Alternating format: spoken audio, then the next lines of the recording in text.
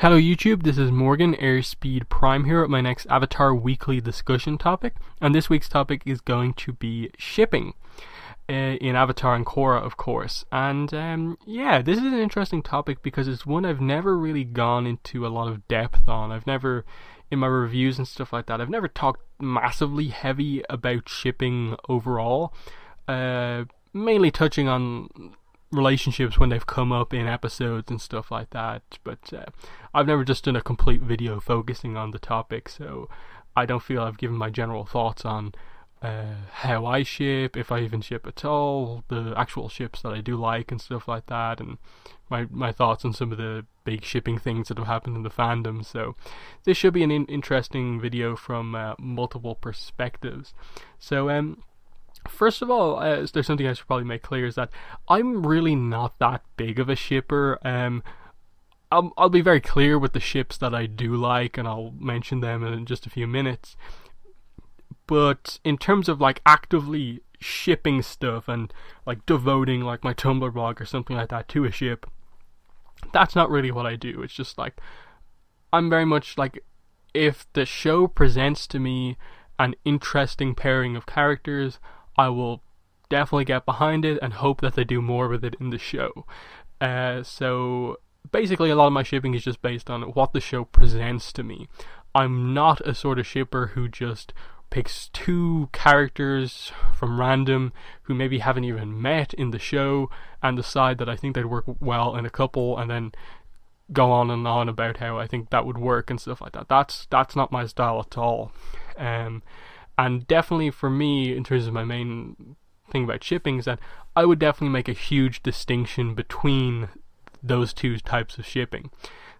People shipping stuff that is very clearly set up and they're going for in the show, and then shipping where it is just someone selecting two characters who that really hasn't had anything set up with them in the show, and people treating both in the same way. I would definitely put a kind of distinction between the two of them, because because otherwise you create issues like what happened in Avatar: The Last Airbender with the whole Katang Zutara shipping war thing, where really there was no war to be had.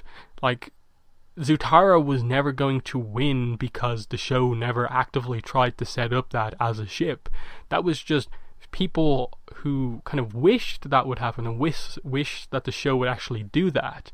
And, you know, obviously people trying to convert scenes from the show to make them romantic, whereas a lot of the stuff between them wasn't actually romantic. Whereas Katang very clearly is set up as a ship from very early on, multiple episodes hinting at it and stuff like that, to the point where, like, if you didn't pay attention to the fandom, I don't see how you could possibly get Zutara from the show. And it's one of those things where, like, I have no problem with people shipping Zutara in a, like, yeah, it'd be cool if that ever happened and stuff like that, and kind of addressing like what they would be like if they were ever a couple. But there are definitely people out there who kind of try to make it like, oh no, it should have been canon and stuff like that. There's all these scenes setting it up. That I can't really agree with. From my perspective, none of the scenes in the show really set up Zutara. I'll discuss Zutara later on and Katang and stuff like that, but I just want to make it clear that for me, my style of shipping, my perspective on it is very much from based on what the show presents to me and the ships that it's actually going for. I will give my thoughts on them in that way. So that's something I just wanted to make clear.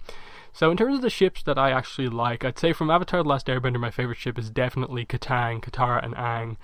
I just really think they work well as a pairing. I won't go into too much depth here because obviously, as I said, I will get into these ships in detail.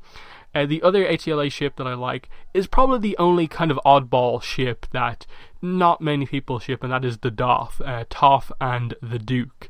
I really like that ship. It's one of those ones where a lot of people don't know about it, and then the people that do know very clearly the scenes that I'm kind of referencing when kind of I bring this up as a relationship, because on the outside it seems like two characters who are barely in any scenes together, but the thing is, the Duke is rarely in the show at all, But when he is, I'd say 90% of his scenes, he is either next to Toph, with Toph, talking to Toph in some way. That there is this specific thing done between the comic writers, the writers of the show, where they placed Toph and the Duke next to each other and to some extent kind of paired them up as some sort of a duo. Most people will obviously remember the scene where Toph gets sick on the submarine and the Duke gives her his helmet as like the main scene, but there are other ones. Like in one of the comics, you see the Duke giving Toph a foot massage, and Toph doesn't like anyone touching her feet.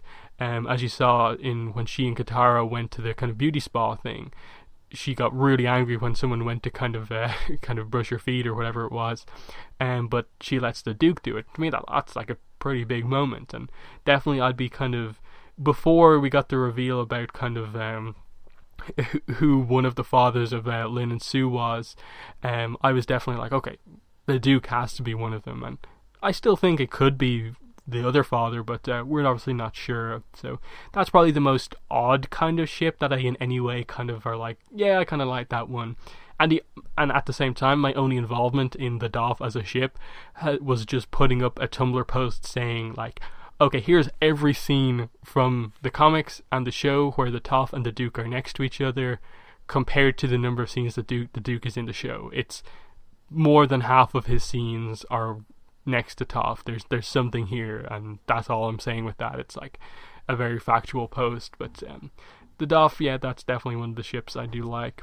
From Korra's a bit of an odd one in that my thoughts on the way both shows approached shipping is very different, but I would have said early in Korra, like book 1 and 2, I was a big fan of Makora. I just thought that, okay, if this is what they're going for, I actually like what they're doing here. I think this works as a relationship, but obviously that didn't end up happening. So I'd say now, having seen all 4 books of Korra, my favorite ships are probably Bolin and Opal. Jinora and Kai, though I think that needs a lot more time before I really say like I really like that ship.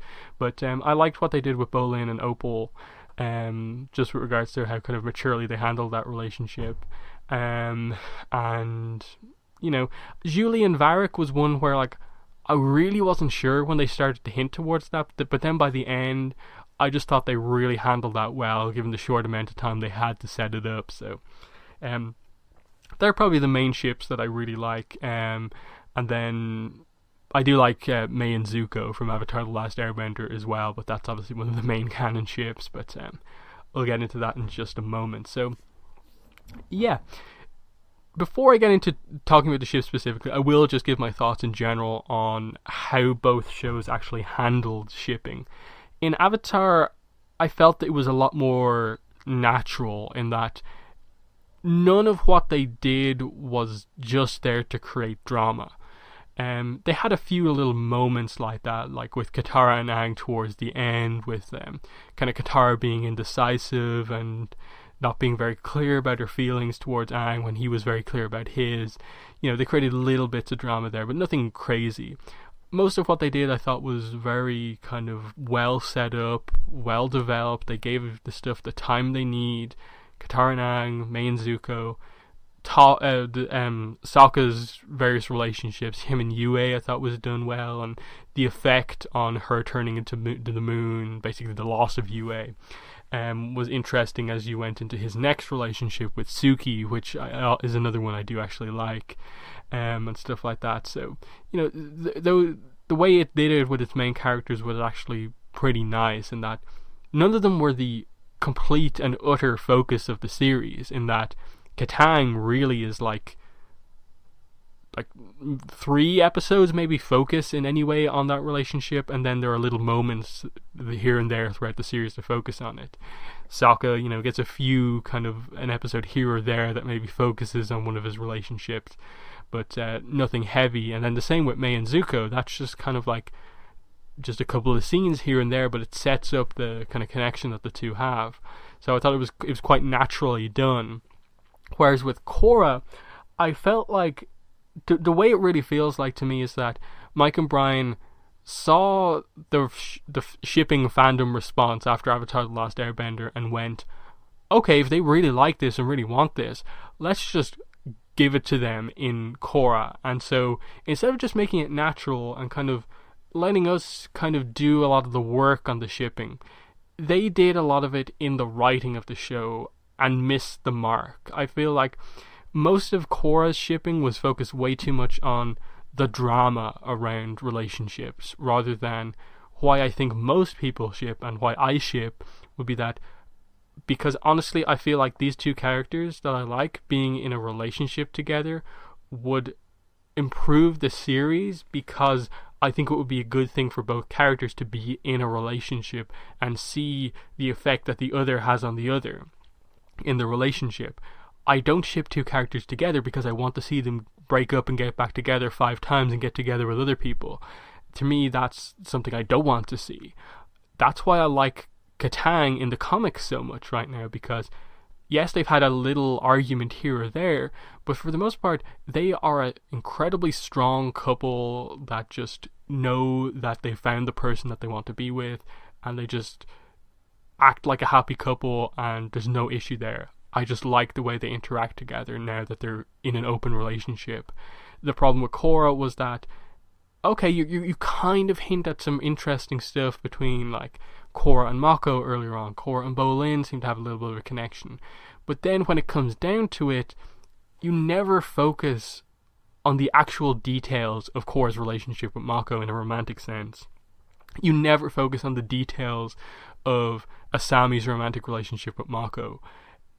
Everything early in Korra shipping was about creating drama between the characters, whether that be the issues of Mako and Korra, the issues that the kind of confusion around all these dates and stuff like that created between the brothers, between Korra and the brothers, between Asami and Korra and stuff like that. Whereas I feel like they realized their mistake after book 2, and then rather than just improving the writing of what they had set up, I feel like they just scrapped everything after book 2 and started again with the shipping, which is definitely a criticism I still have to this day about the second half of the show, and that they're just like, okay, let's get rid of all these ships, and this isn't going to happen, so then we'll do this other stuff. But they did improve on it, definitely. Like Bolin and Opal is a really good ship. Jinora and Kai and stuff like that. They set up some really kind of strong ships towards the end, and it felt a bit more like Avatar because it was more natural, whereas the first 2 books were just too much focused on teen drama and stuff like that, which are just a really negative part of those first 2 books. Again, shipping isn't a huge part of Korra, but it was just one of the almost obvious negatives about the first half of Korra. But what I will make it very clear in terms of my thoughts on shipping here is just that I will always respect Korra and Avatar for having shipping in them and going for it, even if they maybe missed the mark at certain times. Because I would much rather a show try something and maybe fail a little bit than not try at all. Like so many other shows I've watched, just maybe hint at a little relationship here or there, but don't do anything with it. Whereas I feel like it would add so much just to have a little romantic kind of subplot in the background of them. Animes like Bleach, One Piece and stuff like that, they may hint a little bit at a ship here or there, but don't go anywhere with it, and so it just feels like wasted time when they even attempt to do any of that. And all because they feel like they need to appeal to only a certain kind of group of an audience, rather than kind of just write the natural kind of progression of the story, and they write what they think their audience actually wants. So it's definitely something I like in Avatar, that it goes for the relationships and shows you them and stuff like that. So it's something I like when I see in shows, romance. It often turns me off other shows when I maybe know for sure there's not going to be any shipping over the course of a show, just because sometimes you can't connect as strongly with some of the like friendships or whatever that they do set up. But that's most of my general thoughts on shipping. So let's get into some specific ships. And of course we have to start with Katang. And the thing with this is just that it's the most developed ship in like the whole franchise. Basically, there's not a lot that I can say about it. I really liked the ship. I liked how they set it up. They kind of hinted that Aang liked Katara from the start, and for him it was kind of fairly quickly going from like, okay, just attractive girl in front of me, to kind of falling in love with her, whereas they took a more kind of slow approach with regards to Katara falling for Aang. And you know, you have interesting episodes like the fortune teller early on, which is like the big moment for Katara starting to care about Aang, and then you have the episodes like the Cave of Two Lovers kind of later on, where you see them become closer, and just even some of the more plot focused stuff about just the group coming closer together. You see them two specifically kind of become closer. And then you go into book 3 and you have episodes like the headband, and you have the Katango dance. That's a really nice moment between the two. And then of course, you know, towards the end, Aang is becoming very clear about his feelings to her, but she's kind of holding back and doesn't really want to commit to anything right now. And there's a little bit of a drama that they create there, but it's more of a natural drama than the kind of really forced one from Korra. And eventually, once the war is over, they get together, and then guess what? It's shocking. No one thought it would work, but guess what? Having two characters just be in a stable relationship in the comics works completely well, and their relationship is really cool. And it's not just them randomly kissing from time to time in the comics, it's them talking to each other in a certain way where it's clear they're in a relationship, but it's not everything that they're about as characters. So just nothing but praise for the way they've done Katang so far, and I think they can do some really interesting stuff going forward if they do a few time skips in the comics and stuff like that, because they've already had characters suggest to them, basically hint a little bit that, you know, their relationship is so strong right now that, you know, what's the point in waiting that long before getting married, basically. There's kind of been those hints already, and I really like that these two characters, even though they're very young, have found that person they care about so much that what is the point in waiting and stuff like that. So I kind of like that. Continuing Avatar: The Last Airbender, Mako, the Mei and Zuko relationship is another one I really like, and this is an interesting one because Zuko fangirls are obviously a big part of the community, and a lot of these people don't like this relationship purely because they feel that Zuko isn't with the right person, and they don't like Mei purely because of that. She happens to be in a relationship with Zuko, whereas I feel it's such a fitting relationship because the two's personality kind of, I think, helps balance out each other, in that you have Zuko be the kind of highly emotional, highly strung person, whereas Mei, it's more of like she's too loosely strung and doesn't show a lot of emotion, whereas I think he brings emotion out of her and she calms him down a bit, and I think it works really well as a relationship. And moments like the way Mei betrays Azula and she says that she cares more for Zuko than she cares about her fear of Azula, that's a really big moment that gets across the strength of their relationship and her feelings as well. The fact that she's talking about her feelings when she says this, it's a big moment for her. So that's why I'm really excited for Smoke and Shadow to address their relationship now that they've kind of broken up in The Promise. But I don't think their breakup was anything inherently that this relationship can never happen again. It was just they were both dealing with some issues, and now for the most part they're over them. They just have to kind of come back together, I feel. So there's some stuff they can definitely do there. Sokka and Suki is the other kind of main relationship, and this is an interesting one because obviously the way they meet initially is kind of Sokka's a sexist and she doesn't like him because he's saying this, but it's this really interesting dynamic where she teaches him to respect women as warriors, but at the same time shows that she is still a girl because she actually falls for him a little bit. And so you have this moment where she has taught him a really important lesson, but she also has fallen for him. And it's just this really interesting way of approaching that you get across that Sokka's sexism isn't this thing to hate him for. It's just this thing where like there's a reason behind why he's talking like that, and it isn't really this deeply ingrained thing about it. It's just this is a lesson he had to learn, and so she doesn't hate him for kind of having these thoughts, and he quickly gets over them and kind of respects her as a warrior, and basically says, you know, you're better than me, teach me, and is willing to kind of basically do anything she says to kind of get some training from him, which is a big moment. And then especially when she makes her return, and it's after Sokka has had the whole Yue situation, and he's extremely protective, and it's kind of this thing where he's being protective, but he isn't quite seeing that she can also look after herself, and she just has to make it clear that, look, I'm a strong warrior too, you don't have to look after me. And it just kind of is this really interesting one where they're both really strong, and their relationship just works. I definitely would like to see a little bit more development in the comics in it, but it's just this kind of odd one where Sokka has an odd sense of humor, and Suki's like one of the only people who just like really appreciates his odd sense of humor. But I'll move on to Korra now to cover some other ships.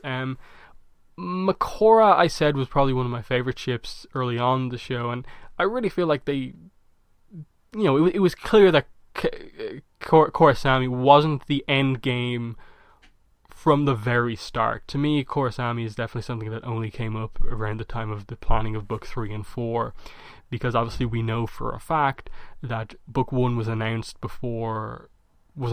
and almost confirmed to be all of what Korra was, and they ended it with Mako and Korra getting together as a couple. So Korrasami definitely wasn't in play at that point in time. Then Book 2 Spirits was announced, and that was meant to be like all that Korra was. And obviously the way that ends, like, okay, they're not in a relationship, but they haven't really set up Korrasami, so that it wasn't in play there. So it definitely took Book 3 and 4 being announced for that to even come into play. So for the most part of the show, you know, Makora was the kind of end game relationship for our kind of main characters, and I like the way their relationship worked, because you had the kind of hot-headed Korra and the cool-headed Mako, and again, it's a similar kind of Mei Zuko situation where I feel their personalities balanced each other out, and then just some of the setup that they actually had with them I thought was kind of really well done, and the way they did their breakup and then second breakup in Book 2 I thought was really badly done. It was just like, we broke up over this crazy situation and we've come to realize that our relationship just won't work, even though we had set up in Book 1 that showed that we do work as a couple. It was a really weird thing that they did there, and I just think they really messed up what could have been a really good relationship, but they didn't go for it. Bora is one of those ones where like it's really only there for that one episode, and their kind of date that they went on was fun, but I think most people could tell it was, Bolin thought it was a date, but for her it was just a fun time with a friend, and it was just like this kind of sad thing for Bolin that that's not the way she thought it was. But you see by the end of the show there's no issues between the two of them, and they are like two of the closest friends of all of the group there, so I really like that. Other relationships, let's get into Bopal, Bolin and Opal. This is an interesting one because again, it's just really one. It was interesting the way it was developed, and that initially Bolin didn't know if he was interested or not in her. It was clear that she was interested in him. What was kind of going like, no, like she doesn't really seem like my type. And then Mako kind of points out to him like, a lot of the people you've kind of dated already have been kind of crazy, like Eska and stuff like that. And so he's just kind of like, okay, I'll go for this. And then, you know, he tries to kind of turn on the charm and stuff like that. And I kind of like the way their kind of first romantic moment together is this kind of interesting thing where he's trying to act like someone he's not, and she completely calls him out for it and says like, I'm feeling uncomfortable here, I'm gonna leave. And then he's like, whoa, sorry about that, I didn't know how to react and stuff like that. And then once they're kind of both acting like themselves, they actually do become kind of close, and it very quickly develops into a very nice relationship. And especially the way they kind of both help support each other through their kind of issues, like Opal kind of not knowing how to tell her parents that she does want to go to the air temples to train, whereas they've always been quite protective of her, so she's kind of struggling on whether or not she should do that. And then Bolin about struggling on whether or not he should try to learn how to metal bend. But they both help each other there. They're both supportive of each other, and I really like that. Of course, in book 4 you get the kind of separation of the two because of Bolin working for Kuvira and Opal realizing who Kuvira really is, and he has to kind of discover that on his own and then really make things up to Opal after kind of not believing her. And again, I do like the way that was done, that it was just him doing everything he could to help his friends and the people who they were around, kind of showing her that he is a really good person and just made a mistake with regards to choosing Kuvira initially. And yeah, and then like again, I would have liked a moment at the very end of book 4 to just confirm 100% what their relationship status was at the very end of the book. Of course, we know they got back together, but I would have liked to have seen like the kiss moment between those in book 4 or something like that. I like Jinkai, Kainora, whatever you want to call it. I think Kainora is the name of the ship. I always remember Nickelodeon kind of posting on social media about like, oh, everyone's favorite ship, Jinkai, and everyone's like, sorry Nickelodeon, you aren't the ones who named the ships. We as a community have already decided on calling it Kainora. That's why I that came to mind first. It was just this weird thing, Nickelodeon trying to get the naming going there, but no. We do the naming of ships, thank you.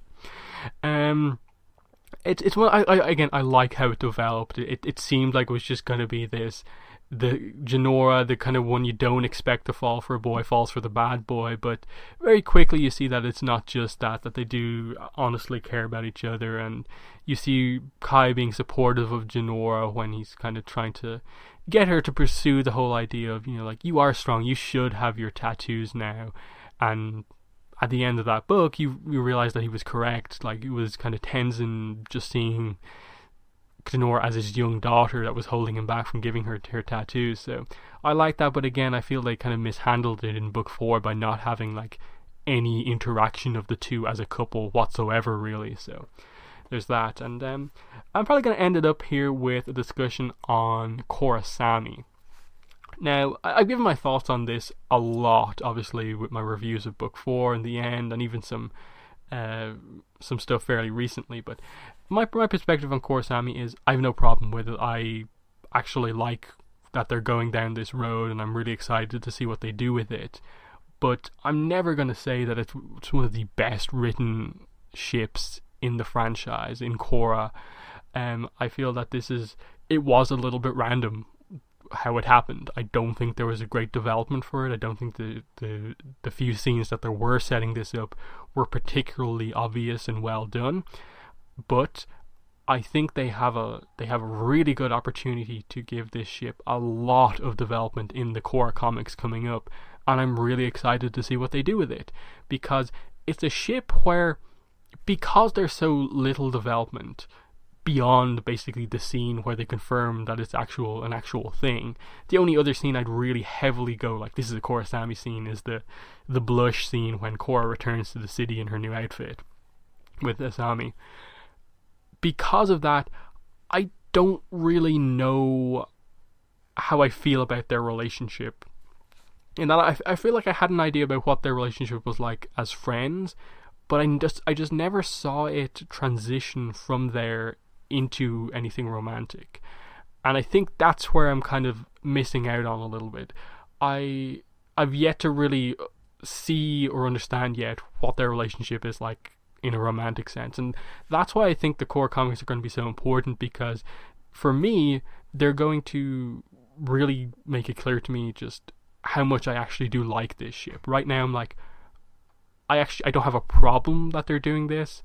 I actually quite like this idea that they're going for. I see a lot of potential here because I like Korra and Asami as friends, and I can see some potential in them being like in a romantic relationship, but I just haven't seen them interact in a romantic way just yet, and so I don't know how to feel about the end of book 4 because of that. It's a kind of weird thing where I'm just like, you're trying to hint to me that this is on the same level as Katang, but it's not, because Katang had multiple episodes where they interacted in romantic ways, whereas these two kind of haven't. So a lot of my thoughts on Korosami are definitely going to depend on us getting canon content of them in a relationship, and the comics are going to do that. They've confirmed that, and I'm really excited to see that, because I think it's going to make a lot of fans happy.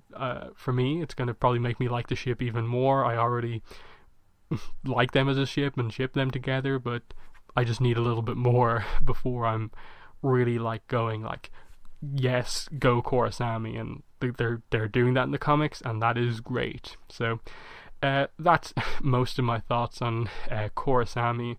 Mike and Brian have kind of come out and tried to say that, no, we set it up throughout the whole show, you've just been looking at a few scenes the wrong way, and just like, no. As I said earlier on, book 1, there's nothing Korosami in terms of romantic there, because book 1 was all Korra was at the start. Book 2, 3, and 4 weren't a thing when book 1 was made, basically. Book 2 is a little bit here and there, but there's nothing inherently Korra-Sami relationship set up there. In the lead up into book 3 Change, Mike and Brian said that it was going to be a book that basically confirms that Korra and Asami are friends and actually shows their friendship. So for me, that kind of gets it down to already like, okay, if you're setting up this as a romantic thing, it's all going to happen in book 4, where in my mind it does. You get the blush scene, you do get the thing of Asami, Korra only sending a letter back to Asami, but that's one of those ones where like, okay, I kind of see what you're going for here, but it's not quite obvious in the same way as a lot of other stuff is in the show about like, this is a romantic thing.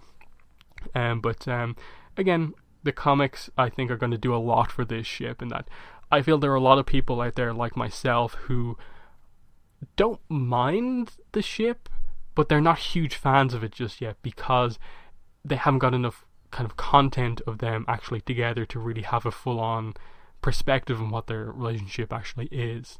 So I think the comics are going to do a lot of good for that ship going forward. So that's my video on my thoughts on shipping in the show. Obviously, the video would be so long if I tried to cover every single ship. So if there's a ship I didn't touch on in the video, leave those down in the comments below, and I'll give you my thoughts in comments. Because this video would probably be an hour or two long if I tried to cover every single one. So that has been the shipping video. So thanks for watching, and bye.